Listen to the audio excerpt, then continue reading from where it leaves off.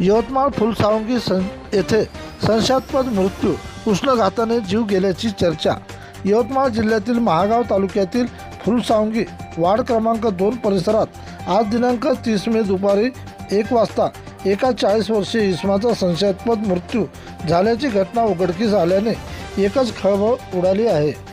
सचिन कचरू पाचखंडे वय 40 वर्षे राहणार फुलसावंगी उष्णघाताने मृत्यू झाल्याची चर्चा।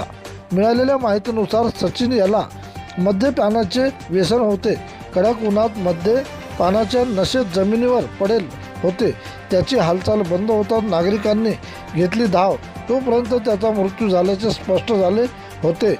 मृत्यू हा उष्णघाताने झाल्याचा अंदाज होता। वैद्यकीय अहवालात काय निघते याकडे सर्वांचे लक्ष लागले होते। बातमी ही लिहेपर्यंत घटनेची नोंद झाली नसल्याचे बोलले जाते। नागरिकात विविध चर्चांना उधाण आले होते।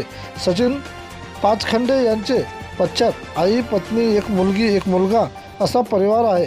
वैद्यकीय अहवालानंतर घात की पात असे स्पष्ट होणार आहे। यवतमाळ प्रतिनिधी विक्की भिशे।